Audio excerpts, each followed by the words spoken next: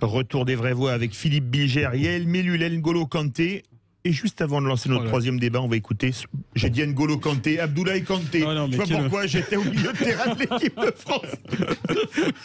Bon, c'est une qualité. Ah non, c'est même pire qu'une qualité. C'est vraiment, voilà. Et il est petit, il a gentil, il a snobé Léo Messi. Voilà. C'était la chanson sur l'air des Champs-Élysées. On écoute tout d'abord ce son.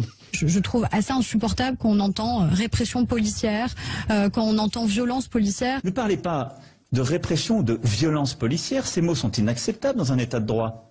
Je refuse ce terme. Vous évoquez les violences policières. Moi, je recuse ce terme. Quand j'entends le mot violence policière, personnellement, je m'étouffe. Par principe, l'idée même de violence policière me paraît être totalement antinomique. Vous avez entendu dans l'ordre Aurore Berger, député LaREM, Emmanuel Macron, président de la République, Sibeth Ndiaye, alors porte-parole du gouvernement, et Gérald Darmanin, aujourd'hui ministre de l'Intérieur.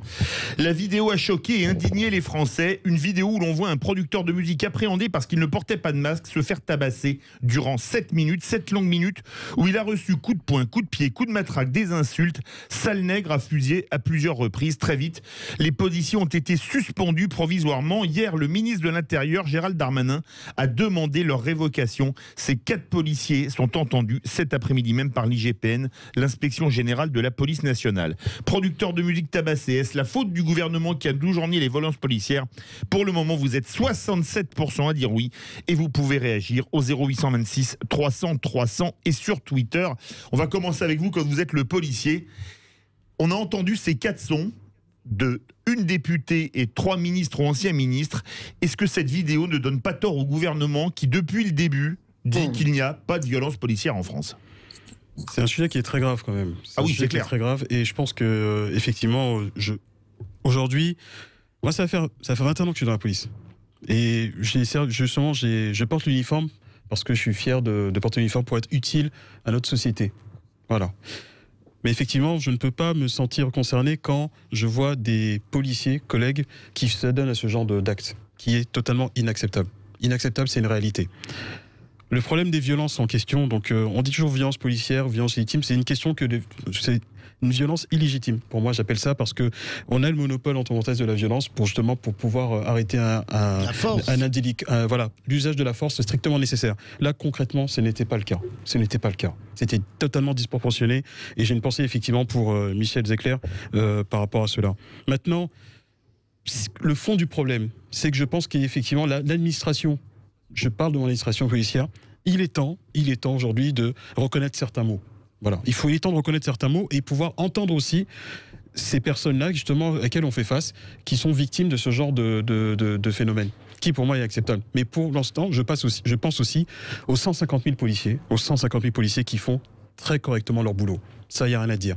Mais ceux qui s'adonnent à ce genre de violence, effectivement, il faut régler le problème, et de manière, on va dire, une bonne fois pour toutes, efficace. Avant de donner la parole à la défense, c'est-à-dire à l'avocate, on va prendre l'avocat général Philippe Bilger. Quand vous entendez les propos de Aurore Berger, Gérald Darmanin, Sibeth Ndiaye, Emmanuel Macron, est-ce que ce qui s'est passé ne leur donne pas purement et simplement tort de A à Z ? Non, pas du tout. Je ne crois pas que ce soit le pouvoir qui soit directement responsable de cette brutalité inouïe qu'on a pu voir dans la vidéo. On peut en revanche, bien sûr, dire que ce pouvoir, comme tous les gens qui l'entourent, n'ont jamais suffisamment distingué l'usage de la force légitime de la part de la police des quelques violences illégitimes qui étaient commises par des fonctionnaires, notamment par exemple à l'époque des Gilets jaunes. Mais là, ce qu'il y a de dramatique, c'est que d'abord, je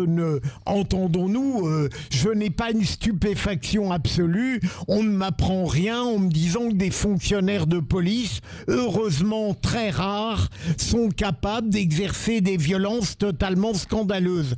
Deuxième élément, et là le phénomène est d'autant plus grave que nous avons une victime d'une totale bonne foi qui, pour une fois, n'est pas animée par une haine à l'égard de la police, qui a pris des coups, subi des violences et qui, après les avoir subis, reste porteuse d'un discours parfaitement exemplaire et démocratique. Alors, c'est tout simplement 3 à 4 policiers, comme le dit très bien Abdoulaye, qui ont déshonoré leur corps, et il faut que dorénavant le pouvoir, et Gérald Darmanin le premier, sache qu'il a affaire à un corps policier majoritairement honorable, mais qui a malheureusement des délinquants, et que ceux-là, ils doivent être évoqués sans tarder dès lors que la cause est entendue. Yael Mellul. Alors moi, je suis d'accord avec Abdoulaye et avec Philippe. Moi, j'aime pas ce concept de responsabilité en cascade comme ça. Là. Le gouvernement serait responsable des agissements de ces policiers. S'il y a des responsables, ce sont ces 4 policiers. Voilà, c'est ces 4 policiers qui ont eu des comportements totalement intolérables, qui ont fait un usage totalement illégitime de la force que leur permet leur uniforme. Et moi, ce que je voudrais souligner aussi, c'est la rapidité avec laquelle ils ont été sanctionnés déjà. Je crois qu'aujourd'hui, ils ont été mis les 4 en garde à vue. Donc, quand il y a des membres de la police qui déshonorent leur corps, ils sont immédiatement sanctionnés. Et j'ai envie de dire... pas d'amalgame. Je veux dire, la majorité des policiers des forces de l'ordre font admirablement bien leur travail dans un climat qui est absolument mais terrible pour eux, avec une défiance pour la police qui est du jamais vu. S'il y a hélas des policiers qui ont des agissements qui sont scandaleux, il reste heureusement extrêmement minoritaire, et encore une fois, ils sont immédiatement sanctionnés. Et je ne sais pas si la garde à vue a été levée ou pas. J'ai pas suivi. Ils sont encore en garde à vue. Donc on va voir. Ils vont très certainement être mis en examen pour violence et faux en écriture publique. Enfin, les faits sont extrêmement graves, parce que ils ont travesti complètement la vérité. Fort heureusement, il y avait des vidéos, et ça aussi pour conséquence de remettre complètement en cause. Je pense qu'effectivement, d'accord avec toi, et c'est effectivement, je pense qu'il faut voir au plus large que ça. Donc il y a des responsabilités qui sont, on va dire, en cours d'être établies, mais effectivement, je pense qu'il faut aller au plus profond que ça. C'est que je pense qu'aujourd'hui, il faut aller dans la base notamment de la formation. C'est-à-dire qu'aujourd'hui, c'est que quand vous avez des policiers, des jeunes policiers qui ont une méconnaissance, une mauvaise préparation dans laquelle parce qu'ils vont aller face à la misère humaine. Parce qu'il faut savoir qu'un policier, c'est quelqu'un qui est en contact avec la misère humaine, donc il faut qu'il soit une éponge pour essuyer tout ce que les gens ne veulent pas voir. Et ça, il faut avoir une capacité d'absorption, il faut avoir une capacité d'appréhender certaines choses. Voilà. Et je pense aussi que pendant toutes ces années, on est resté dans une espèce de forme d'entrisme où il y avait ce discours circuler, il n'y a rien à voir. Mais aujourd'hui, ce discours n'est plus entendable parce qu'il y a une réalité. Moi, le premier, je sais qu'effectivement, on a des fois, quand il y a certaines choses que peut-être on a l'impression de minimiser, mais des fois, ça prend une certaine proportion et on se dit, il y a un problème, et à un moment donné, il faut s'asseoir. Écoutez, peut-être que sûrement, pour essayer de se faire mieux comprendre, il faut comprendre pourquoi on nous reproche cela. Sinon, on n'avancera jamais. Vous êtes bien sur Sud Radio, 18h39, ça réagit beaucoup au 0826 300 300. On va aller dans quelques instants. Violence, producteur de musique tabassée, est-ce que la faute du gouvernement qui a toujours nié les violences policières? Vous êtes 71% à dire non sur Twitter, à dire oui sur Twitter. On se retrouve dans quelques instants. Les vraies voix Sud Radio, 17h-19h, Philippe David. Retour des vraies voix avec Philippe Bilger, Yael Mellul et Abdoulaye Kanté, je n'ai pas dit N'Golo Skula. Notre second débat, producteur de musique tabassée, est-ce la faute du gouvernement qui a toujours nié les violences policières? Vous êtes 71% toujours à dire oui, et ça vote beaucoup. Et ça réagit au 0826 300 300, direction Toulouse. Bonsoir Cédric. Bonsoir, merci de me prendre au téléphone. Eh bien écoutez, c'est normal. Est-ce que vous avez été choqué, je pense que oui, par ces images de tabassage? Alors, bah oui, forcément, qui ne peut pas être choqué par ce genre d'image? C'est tellement révoltant, c'est tellement violent que forcément on est hyper choqué.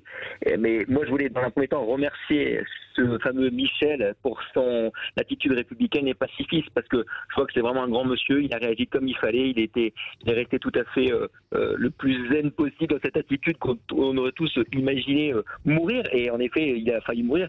Donc, je voulais déjà remercier ce grand monsieur. Je pense qu'on peut vraiment le porter aux honneurs à ce niveau-là, parce que il a dû vivre un enfer, il a dû vivre un espace de plusieurs minutes très très longues.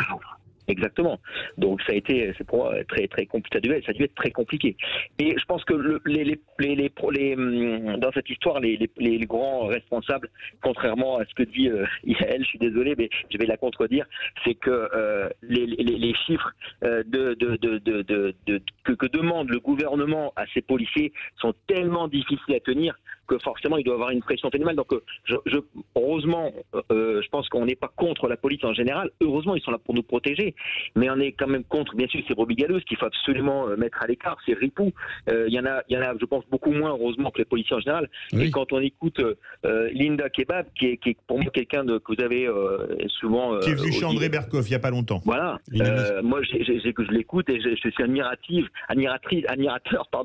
de son discours, parce qu'en effet, attention à pas faire d'amalgame. Moi, j'ai des amis policiers, on en a tous, et ce sont des gens normaux qui essaient de s'occuper de nous. Donc moi, voilà, je voulais poser une question à Yves de la Kanté. Qu'est-ce qu'il en pense, lui, par rapport à la pression des chiffres? Parce que cette pression des chiffres doit être sur leurs épaules. Moi, je travaille avec des médecins qui, eux, ont la pression des chiffres à l'hôpital par rapport à la T2A, qui est aujourd'hui pas normale pour un domaine public. Donc les flics, c'est pareil. Pourquoi est-ce que les flics ont des chiffres à faire au quotidien? Faut pas s'arrêter. Alors Cédric, on va faire réagir toutes les vraies voix. Abdoulaye Kanté, que vous êtes interpellé, Yael, parce qu'elle a interpellé, bien sûr, Philippe Bilger. Voilà, Cédric, effectivement, c'est bien de le rappeler qu'effectivement, par rapport concernant la pression que nous subissons depuis des années, ça ne date pas d'hier, hein, ça date pratiquement depuis plus de 10 ans, avec les attentats terroristes que nous traversons. Donc la police et aussi les manifestations, la police est sursollicitée. Elle est sursollicitée, mais elle le fait en plus de son quotidien. Je vous rappelle qu'il y a quand même 3 millions d'interventions par an. Une intervention de police toutes les 10 secondes. C'est quand même énorme. Et vous avez 15 000 policiers cette année, sur les 2 dernières années, qui sont blessés, voire grièvement blessés. Vous voyez, donc c'est une réalité. Et effectivement, je pense que le chiffre aussi, quand on demande une politique de chiffres, c'est vrai que ça rajoute encore un peu plus aussi sur les pressions, et que ça peut aussi jouer, parce que vous savez, en dessous de l'uniforme, on le dit toujours, nous sommes des humains. Ceci dit, cela n'empêche pas qu'on doit rester quand même professionnel. Et ce qui s'est passé ce week-end, je pense qu'effectivement, on est tous d'accord. Oui, effectivement, ça nous a fait mal. Voilà. Yael Mellul. Moi, je ne pense pas du tout que ce soit sous une quelconque pression de chiffres que ces 4 policiers ont eu ces agissements d'une violence extrême. Et en plus de ça, il faut rajouter le racisme de leurs propos. Hein. Donc, je ne vois pas trop le rapport qu'il peut y avoir entre traiter un homme à terre de sale nègre et la pression qu'on peut avoir, que ces hommes-là pourraient avoir sur des chiffres, des chiffres à fournir. Philippe Bilger, la politique du chiffre, c'est quand même une réalité. Moi, je me rappellerai toujours l'ancien patron de la sécurité publique de Toulouse, Jean-Pierre Avrin, que j'avais eu en studio, qui avait été remercié de manière pas très... qui a été limogé par Nicolas Sarkozy de manière pas très courtoise, c'est le moins qu'on puisse dire, quand il était ministre de l'Intérieur, qui disait, quand mes gars, la nuit, ont pas fait leur quota de PV d'arrestation, ils prenaient facilement, je leur disais, ils me disent, on vous a ramené un chiteux et 2 putes. Je le cite, il avait dit dans ce studio. Est-ce que c'est pas aberrant, la politique du chiffre dans ce domaine?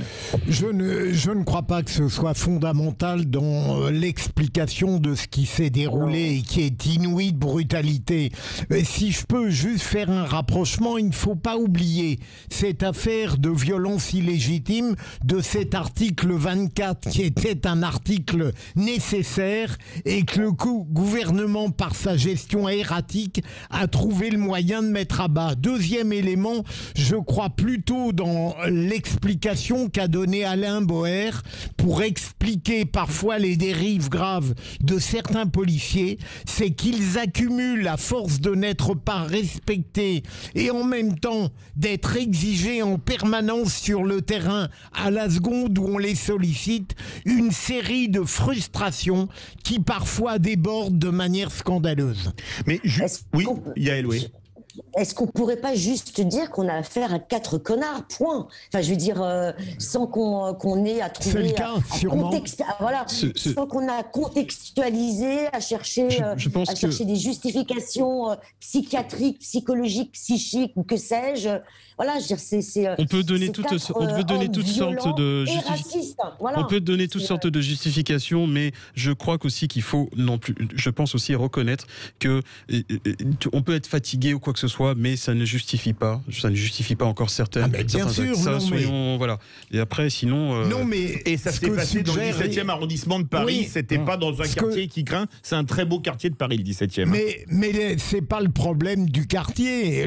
Ce que suggère Yael est très vrai. Il faut se demander pourquoi ces 3 policiers, tout à coup, se sont abandonnés à un délire de violence face à quelqu'un qui était. Il y a un contexte, il y a une enquête en cours et tout pour expliquer. Mais après, c'est que je pense que l'action en elle-même qui a mené à cette action ultra violente et justement à cette agression envers Michel Zecler, je pense qu'effectivement c'est ça qu'il faudra avoir l'explication. C'est cette explication qu'il faudra avoir, pourquoi ils sont donnés à ça, et effectivement il faut leur faire comprendre que c'était inacceptable ce qui s'est passé et vous n'avez pas été déontologique. Et on va revenir bien évidemment dessus sur Sud Radio et dans Les Vraies Voix dans les jours et les semaines à venir. Merci beaucoup Cédric de Toulouse, c'était notre grand débat. Producteur de musique tabassée, est-ce la faute du gouvernement qui a toujours nié les violences policières? Vous êtes 71% à dire oui et maintenant ça va être